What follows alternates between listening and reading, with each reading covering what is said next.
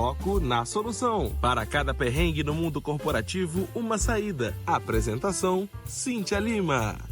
Olá, pessoal, tudo bom? Hoje é dia de Foco na Solução. O quadro feito para vocês me contarem os perrengues do dia a dia no mundo corporativo e te ajuda a pensar numa forma de resolvê-los. Para mandar o seu perrengue, basta me enviar um direct no Instagram, @psi.cintialima. Não se preocupe, porque a gente protege a sua identidade da empresa que você trabalha, claro. Afinal, o objetivo desse quadro é somente apontar soluções para problemas que muitas empresas e pessoas têm. Assim, quem sabe, com a sua história a gente ajuda não só você, mas também outras pessoas que estejam passando por algo parecido. Bacana? Então vamos para a história de hoje.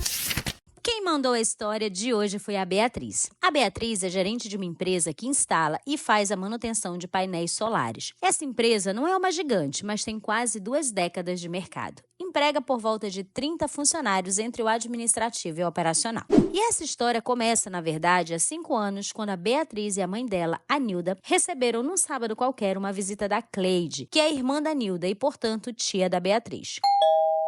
Conversa vai, conversa vem, e a Nilda mencionou que o marido dela, o Alberto, estava na busca por um emprego e já estava preocupado porque nenhuma porta abria. O Alberto, na época, era um eletricista de 43 anos que tinha bastante experiência. A Beatriz me conta que talvez a idade dele acabou pesando quando ele tentou se recolocar no mercado. Diante do pedido da tia, Beatriz pediu para que ele enviasse o currículo e fosse até a empresa na segunda-feira. Quando pegou o currículo do Alberto, a Beatriz percebeu que ele não tinha qualificações para trabalhar com os serviços mais complexos relacionados aos painéis solares e inventou para ele uma vaga de auxiliar. O salário não era alto, mas poderia dar uma ajuda no momento em que ele estava precisando de trabalho. E dependendo do Alberto, ele poderia ir se qualificando e crescendo dentro da empresa. E o que o Alberto fez? Abraçou a oportunidade. Vestiu a camisa e deu nome e sobrenome como auxiliar. As equipes praticamente brigavam para ter ele nos serviços externos, porque ele ajudava muito.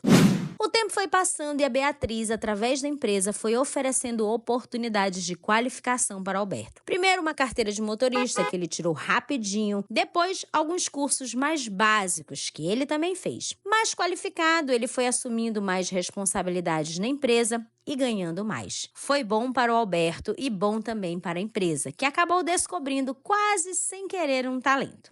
Quando fez 3 anos de empresa, o Alberto foi condecorado com um título simbólico de colaborador do ano. A Beatriz conta que não sabe se o Alberto começou a sentir que era o cara dentro da empresa, mas depois do dia em que foi homenageado, a realidade é que seu comportamento mudou da água para o vinho. Constantemente ele era pego desrespeitando algumas regras da empresa.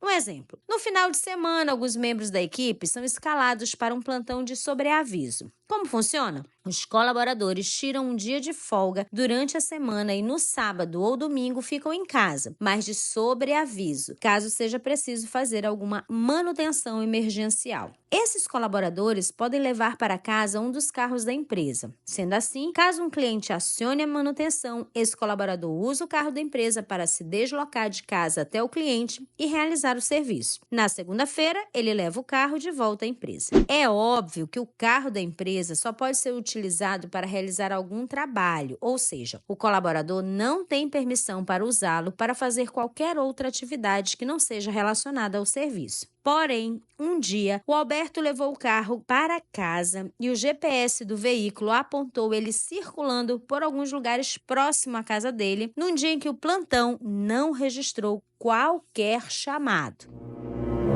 Ao ser questionado, Alberto admitiu que usou o carro para fazer coisas pequenas, como ir ao mercado, pediu desculpas e disse que não se repetiria. Coisas pequenas que começaram a se repetir com muita frequência e aos poucos foram desgastando a relação entre o Alberto e a empresa. A gota d'água foi quando a empresa endureceu as regras para a perda ou extravio de ferramentas de trabalho. Segundo a Beatriz, funcionava assim. Ao contratar um colaborador, a empresa monta um kit de ferramentas para que ele possa atuar. Quando Alberto entrou, se um colaborador colaborador extraviasse uma ferramenta, a empresa fazia reposição sem qualquer ônus. Porém, ela conta que foi se criando um clima de desleixo com o material, a ponto de, no determinado mês, a empresa gastar uma verba considerável com reposição de ferramentas extraviadas pelos colaboradores. Beatriz conta: fizemos um planejamento e renovamos 100% dos kits de todos os colaboradores do operacional, como se eles tivessem acabado de entrar na empresa. Mas nessa reunião estabelecemos que os extravios futuros estariam sujeitos à advertência e, em caso de reincidência, a reposição seria custeada pelo colaborador.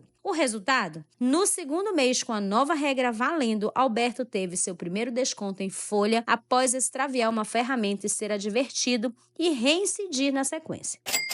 Ao saber do desconto, ele ficou furioso e foi procurar diretamente a Beatriz, que conta: ele entrou na administração gritando e perguntando que desconto era aquele. Precisei lembrá-lo da reunião que foi feita e do kit completo que foi entregue nas mãos de todos. Acho que ele entendeu que estávamos apenas querendo botar medo e, quando se deparou com a realidade, acabou se descontrolando.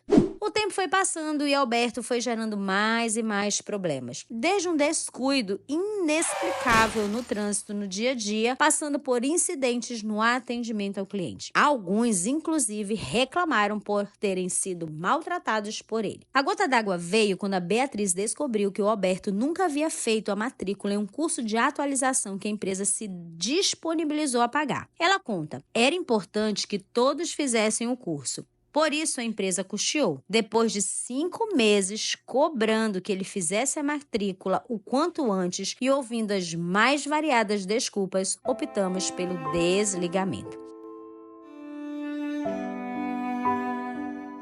E tudo isso, gente, aconteceu no intervalo de menos de um ano. Então, só para vocês entenderem, segundo o relato da Beatriz, em dezembro de um ano, o Alberto foi eleito o colaborador do ano e 12 meses depois ele estava desligado da empresa de tanto que aprontou. A Beatriz conta: eu sou muito prática. O Alberto não foi admitido porque é um parente, mas sim porque dava conta de fazer o serviço de auxiliar quando entrou e foi se qualificando para ir subindo de cargo. A única ajuda que demos foi no começo, inventando uma vaga que não existia, mas depois ele foi conquistando tudo, sendo tratado como qualquer outro colaborador. Diante disso, quando ele começou a dar muitos problemas seguidos, eu já queria desligá-lo, mas minha mãe interviu algumas vezes por ele ser parente, mas chegou num ponto que ela não conseguia mais nem o defender. Tamanho eram os problemas que ele causava. Pois bem, é aqui que a nossa novela da vida real tem sua reviravolta. Há 2 meses, a Beatriz tenta preencher uma vaga em sua equipe operacional sem sucesso. Todos os candidatos que apresentaram não tinham uma ou outra qualificação essencial para a função. Eis que um belo dia, a Beatriz recebe um e-mail com um currículo.